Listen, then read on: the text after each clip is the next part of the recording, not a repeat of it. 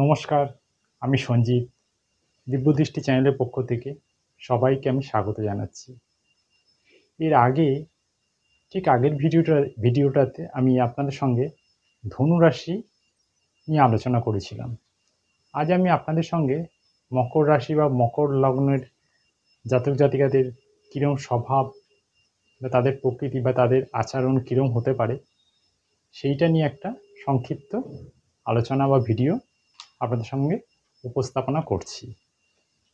আপনারা দয়া করে আমার এই ভিডিওটা স্কিপ করে দেখবেন না, তাহলে এই জাতক জাতিকাদের স্বভাব বা তারা কী ধরনের হতে পারে বা তাদের প্রকৃতি কিছুই বুঝতে পারবেন। ওই জন্য সংক্ষিপ্ত ভিডিওটা পুরোপুরি দেখুন।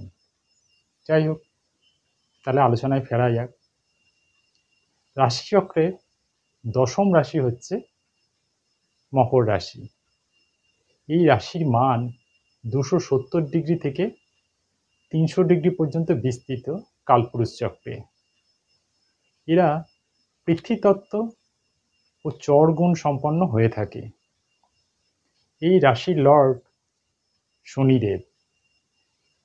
এই রাশি সবসময় দক্ষিণ দিক নির্দেশ করে।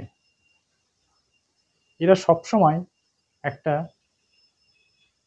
ঘোরের মধ্যে থাকে, অর্থাৎ একটা চিন্তা ভাবনা এদের মনের ভেতরে সবসময় থাকে বা সবসময় এদের মনের ভেতরে ঘোরাফেরা করে। এদের একটা প্রবণতা থাকে, এরা সবসময় কাজ আছে, অর্থাৎ এদের কাজ থাকে বা কাজ আছে, সবসময় এটা লোককে দেখায়, কিন্তু বাস্তবে আসলে তা নয়। এটা হচ্ছে এদের একটা প্রকৃতি। এই জাতক জাতিকারা, অর্থাৎ মকর রাশি লগ্নের জাতক জাতিকারা কখনো কারোর শত্রু, কখনো আবার কারোর মিত্র হয়ে থাকে, সেটা আগের থেকে বোঝা যায় না, আনপ্রেডিক্টেবল। মকর রাশিতে মঙ্গল তুঙ্গে হয় এবং বৃহস্পতি নিচস্থ হয়। এরা অধ্যবসায় করতে খুব ভালোবাসে। এরা ধৈর্য সহকারে কোনো কাজে লেগে থাকার প্রবণতা এদের মধ্যে লক্ষ্য করা যায়। এরা খুব মিতব্যয়ী হয়। এদের খুব সহ্য শক্তি থাকে। এরা একটু হতাশাগ্রস্ত ও বিষণ্ণ হয়ে থাকে। এরা খুব বাস্তববাদী হয়ে থাকে। এরা ছোটবেলায় অসুস্থ থাকে, কিন্তু বড় হয়ে গেলে এদের শরীর একদম ঠিক হয়ে যায়। এরা যে কোনো কাজই যেটা করবে, মনস্থির করবে, এরা শর্টকাট প্রসেসে সেই কাজ এরা করতে পারে না। এদের সাধারণত হাঁটুর কোনো রোগ, চর্মরোগ, নার্ভের রোগ, ডিপ্রেশন, ফুসফুসের রোগ ইত্যাদি হয়ে থাকে। এরা সাধারণত পুলিশ, মিলিটারি কাজ খুব পছন্দ করে।